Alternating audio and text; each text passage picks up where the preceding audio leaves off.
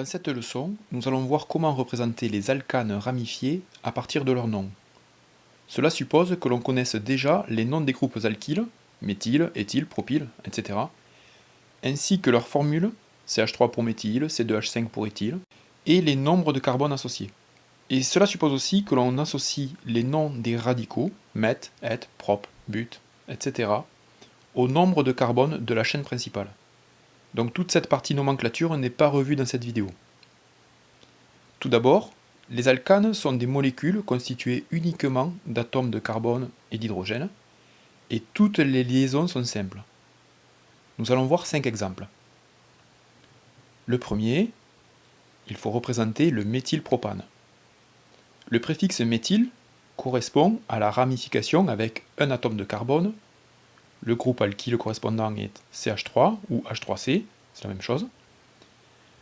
La racine prop de propane correspond à la chaîne carbonée principale.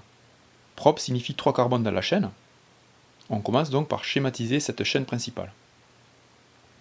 Enfin, le suffixe ane indique que cette molécule fait partie de la famille des alcanes. Où placer le groupe CH3? Alors pas en bout de chaîne, sinon ce ne sont plus 3 mais 4 carbones enchaînés, donc ce serait un butane et non plus un propane.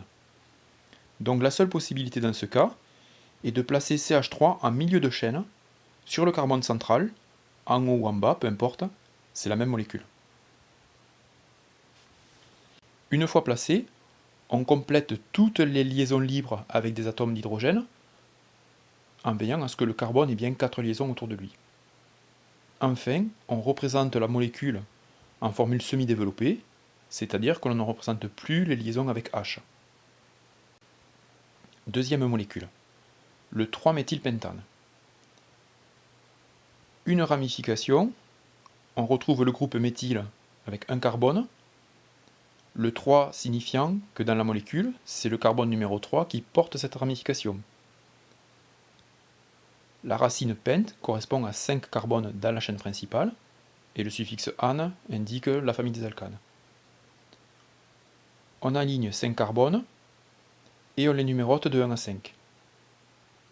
Et on représente la ramification CH3 en position 3. On complète comme tout à l'heure les liaisons CH, puis on représente la molécule en formule semi-développée. Sur le même principe, représentons le 3-éthylpentane.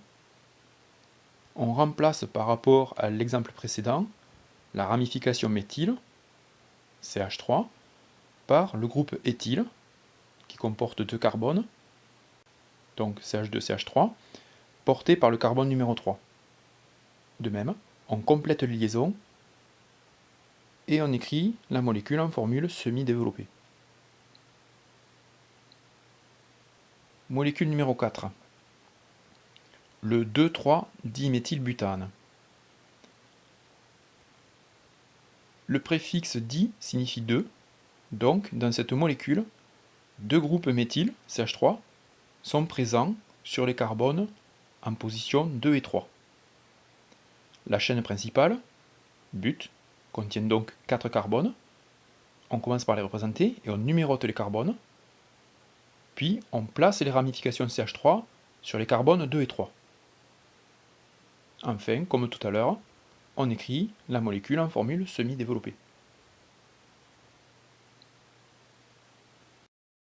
Enfin, molécule numéro 5, le 3-éthyl-2-méthylhexane. Donc un groupe éthyle, c'est 2H5 ou CH2CH3, est porté par le carbone numéro 3. Un groupe méthyle, CH3, par le carbone numéro 2. Et enfin, la racine X, qui correspond à 6 carbones dans la chaîne principale. Donc on commence par représenter cette chaîne principale. On numérote les carbones de 1 à 6. Et on place les ramifications aux positions correspondantes.